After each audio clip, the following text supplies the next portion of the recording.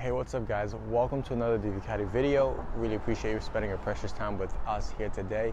If it's your first time, my name is Marco Chak. I'm a personal growth coach. I help people accelerate their personal growth through life coaching. If you're a returnee, thank you so much for tuning back into this video. Today, I'm just super excited to share this epiphany that has been making a revelation in my personal growth. Honestly, guys, once I understood this one concept, I've been progressing like crazy. And I've been coaching my clients on this, and it also has been making a difference in their journey. So I just want to share to you guys. It'll be really juicy. Today we'll be going on different layers, so stick right till the end to get the gem. It'll be a little bit long. It has to be to get into the deep reason why it works. And once you get it, it will seriously make a difference in your life. So let's just jump right to it. I'll be as concise and eloquent as possible. What is this juicy nugget, this gem that will make a revelation to your personal growth? Well, the thing about personal development is a lot of people approach it with the attitude of acquiring more information that will lead to more transformation. Well, if you're starting your personal development journey, at first, yes, because the more mindset that you learn about, oh my goodness, I didn't know about this framework, I didn't know about this mindset, you kind of have this shift in the way you view your world, and slowly you see yourself kind of like just becoming a better version of yourself. But for the people that have been in the personal development journey for a while, it seems to be the trend and the phenomenon that I've seen online, and what people have been talking about is they become a personal development junkie. So they just absorb a lot of information and feel good about that, sort of like educational porn, and you don't really improve a lot. And the reason being is because information does not equate to transformation. You have to really apply the knowledge that you have in hand.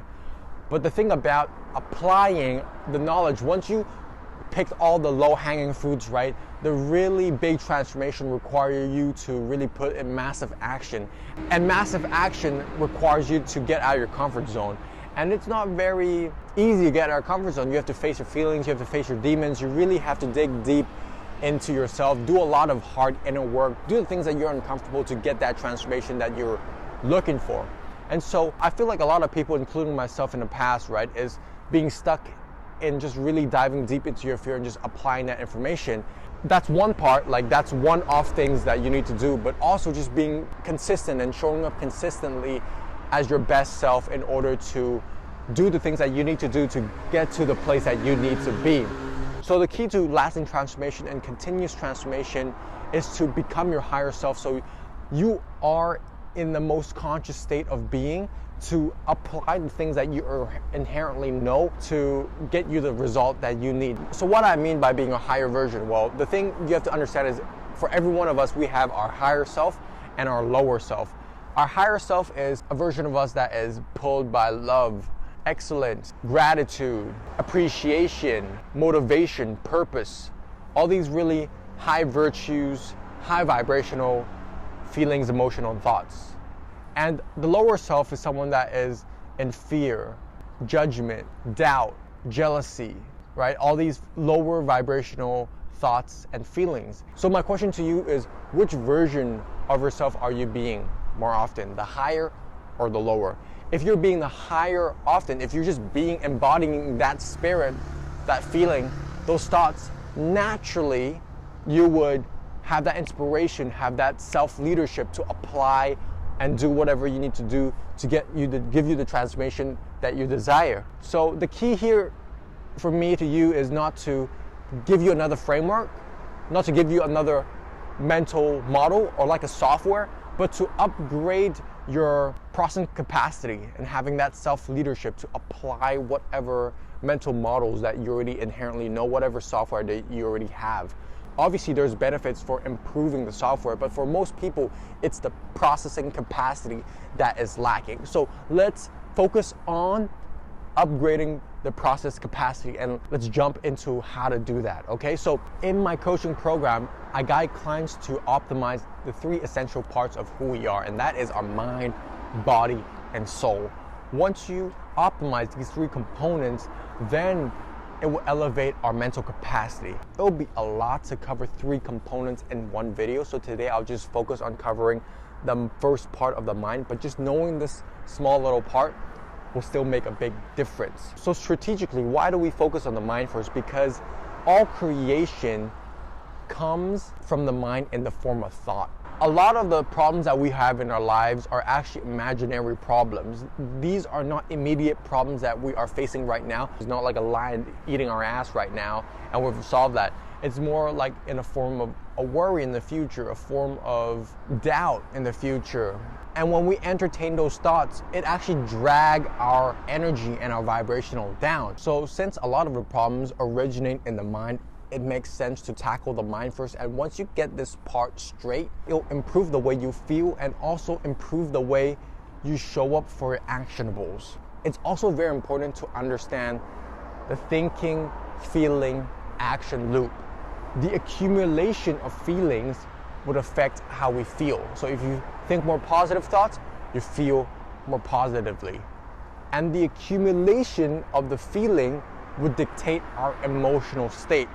So that's how consistent you are being in that state. And since actually your body and your feeling has a consciousness, if it's used to feeling depressed, it actually don't like to feel happy in a way. Your body has that consciousness to resist of changing because it's uncomfortable.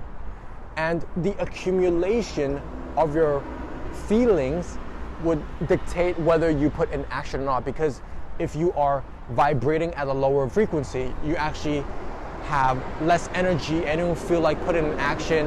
And if you do put in action, your quality of action will not be as high because your quality of thoughts is not as high, your state of emotion is not as high. So, it just creates this loop and it feeds on it into each other. So a way to stop that loop and to introduce a more healthy cycle is in the thinking part, because that's where all things originate. So we have to take control of our thinking and to understand that we are not our thoughts. So to optimize the mind, we have to optimize the input, being conscious of which thoughts you listen to.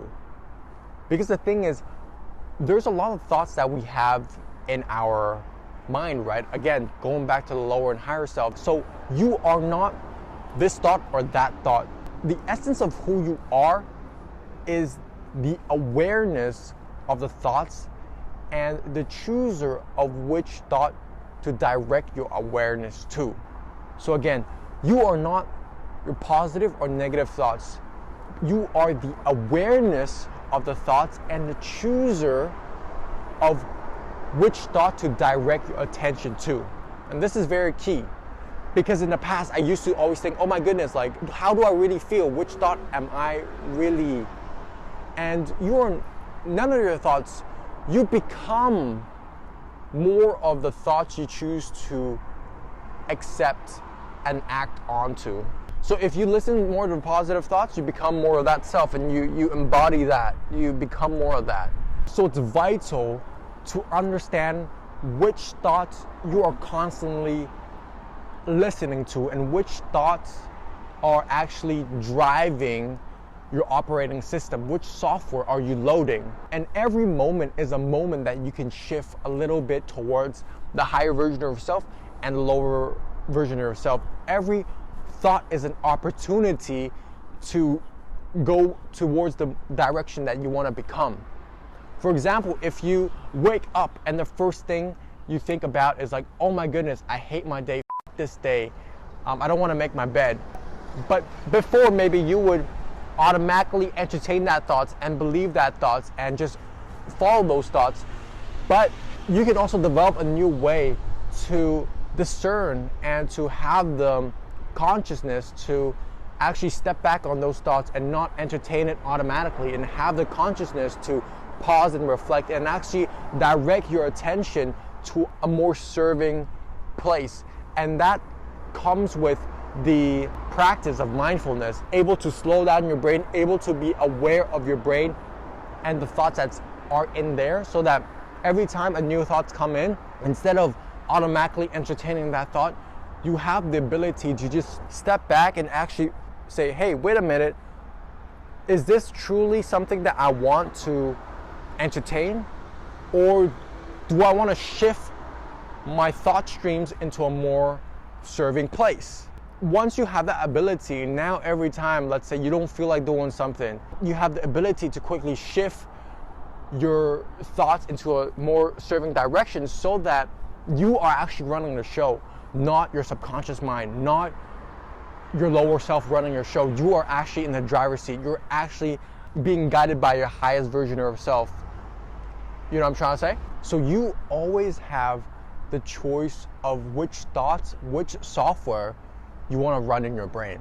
If you have this ability, that means every time a thought that comes in your brain that is not serving to you, doubts, fear, worry, whatever, you have the capacity to shift it to a more serving place, and that stream of thought would actually allow you to raise your vibration, and all of a sudden you feel more motivated to apply the things that you need to apply and do the things that you need to do. So how do you have the ability to actually direct your thoughts? And that comes down to being more mindful, being more aware of the thoughts that you have in your brain. And so you have to train yourself to be a better observer. And if you already have a high level of mindfulness, if you're someone that meditates a lot, someone that have been in the personal development space and that spiritual space for a while, you would know what I'm saying. And so you just need to be conscious of which thought, have that moment of pause, and then if that thought is not serving, then direct it to a new direction.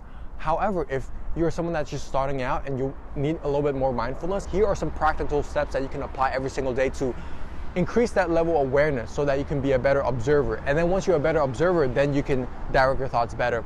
And these are really simple exercises you can do. So the first one is sit down, relax in a chair, and just to focus on your awareness inside your body. Just focus on spreading your awareness from head to toe, and also focus on relaxing your mind and just being aware of the thoughts that come into your mind, but not entertain them. Sort of like a meditation, but in a more relaxed way, so you can like just chill back and relax. Second exercise that's really powerful is journaling. So at the end of the day, reflect and journal.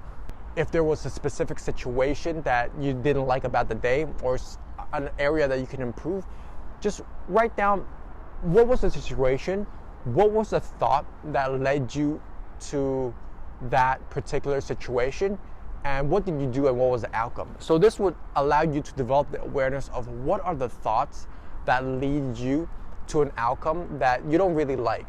And this practice is very helpful because later on you can develop affirmations and mantras that can combat those negative thoughts, okay?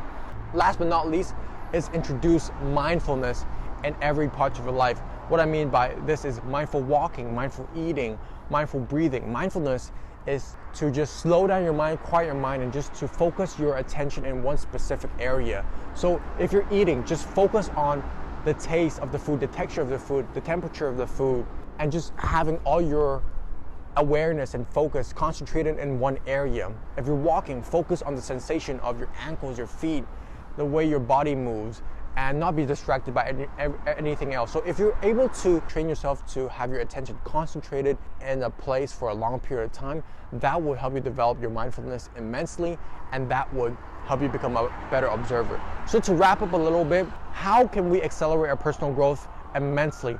And that is by applying more. And how do you apply more consistently? Is by being your highest version of yourself. Once you become your highest version of yourself every single day consistently, you're able to just apply whatever you need to know, learn whatever you need to know, just self-coach yourself, and just do the things that you need to do, right? So how do you become the highest version of yourself more consistently? That is by optimizing your mind, body, and soul. And today we talked about optimizing your mind. And how do you optimize the mind? Is to optimize the input, optimize the thoughts, the program that you are running in your mind. And once you do that, it will just help you become a better and higher version of yourself. And that would just lead to more positive ripple effects, like I said. So thank you so much for checking out this video. I know it was a little bit long, but it had to be. And make sure to check out divicati.com to see our coaching offers. You can always sign up for a free discovery coaching session, see how we vibe, and if we're a match, we can work together and I'll take your personal growth to that next level. Thank you so much for watching this video again. If you like the video, give it a like, subscribe, and I'll see you next week again. Much love and peace.